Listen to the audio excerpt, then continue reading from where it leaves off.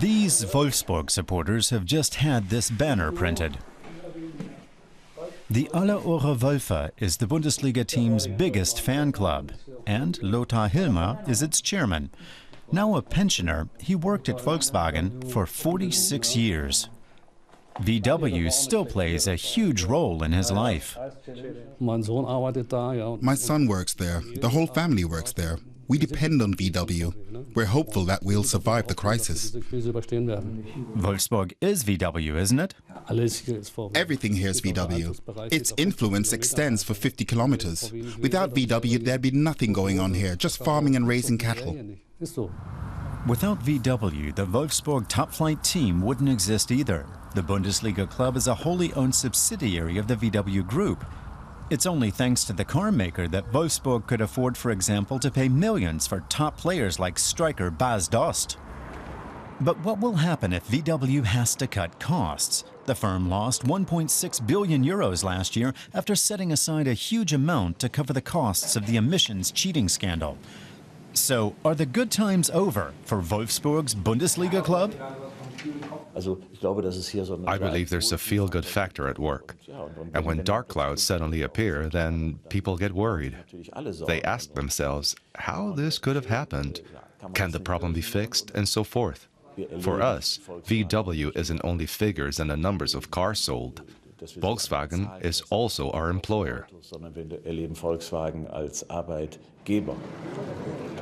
And that goes for the entire city.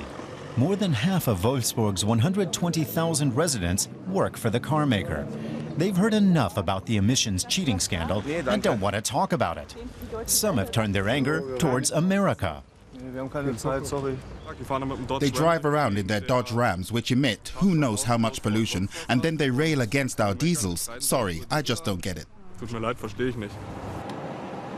Everything in Wolfsburg depends on VW's financial health. Right next to the car plant is the Autostadt, an attraction completely funded by VW.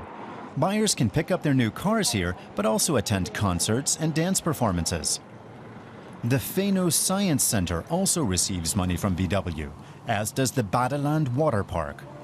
So the people of Wolfsburg are worried about their city's future. Basically, those who did it put the brand's good reputation on the line.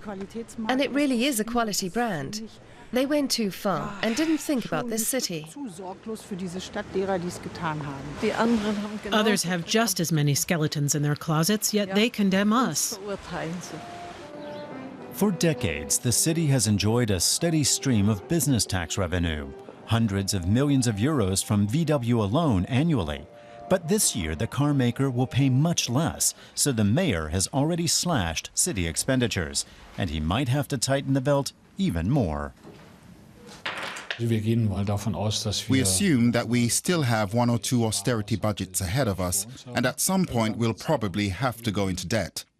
But I only view that as a serious problem if our debt burden grows too high, if we aren't able to get out of debt quickly. Many Wolfsburg residents are now holding on to their money, as store owners like Brunhilde Kaiser can testify. She's been in the jewelry business for over 60 years, and sales are falling for the first time in ages. Folks don't know what the future holds, so they've started saving, like squirrels preparing for the winter. Volkswagen and Wolfsburg, the company and the city stand together in good times and in bad. And it looks like the bad times might be far from over.